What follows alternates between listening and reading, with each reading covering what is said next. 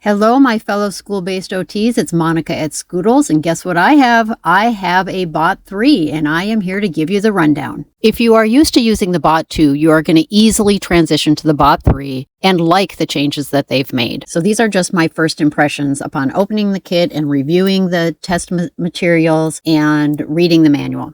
Fine motor precision is essentially unchanged. The book looks a little bit different. It's the size of a regular piece of notebook paper. It has a little bit more shading or blocking on the back of each page to prevent bleed through.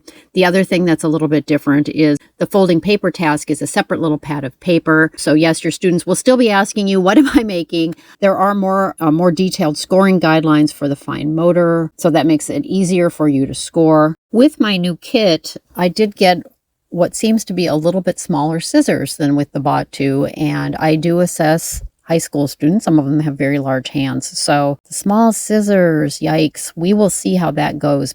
I always do more cutting tasks, and I do use Schoodles to get that baseline information. We have multiple cutting tasks, so you can decide, can a student snip? Can they cut on a straight line? Can they cut out a shape? Can they cut out a complex shape? Schoodles is a little bit more engaging. So here's the same student on the same day, cutting out the circle for the bot, doing a fair job, but then able to cut out the fish, a complex shape, the fish with Schoodles. So fine motor integration, where they're copying shapes, they have kept all of their same shapes, except they removed the star, which will prevent many of our students from making this shape. And now there are two other copying items, a two-part figure and copying a basic cube. So we'll get a little bit more information out of the fine motor integration subtest. And then for manual dexterity, there have been some major changes, which I love. The transferring tokens has changed. So the board is now black, and instead of the little fake pennies, there are little yellow tokens. Also, the little circles where you place the tokens are smaller. I don't know if you've ever had students that really would obsess on getting those pennies lined up exactly, but the smaller circles,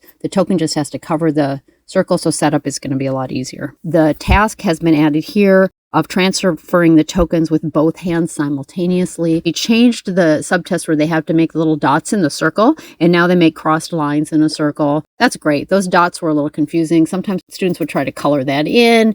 They also draw vertical lines, and they also are drawing arcs within a confined space. And these are, like all the tasks in manual dexterity, these are timed. So I'm thinking that this is going to correlate to handwriting speed. That more to be determined on that one. Everything else, stringing blocks, placing pegs in a pegboard, sorting cards, the same. The upper limb coordination subtest now includes a task where the student rolls the ball toward a target underhand, and all the other tasks for upper limb coordination pretty much look the same. I did note that I did not get a tennis ball or that little circle, the target, needed to perform the upper limb coordination subtest in my fine motor kit. I do have the target and a tennis ball because I have the complete kit of the BOT2. So I could give this subtest just with my old materials if I needed to. However, I don't give this subtest that often, so it's not that big a deal to me. I also occasionally like to give the bilateral coordination subtest that does not come with the fine motor kit.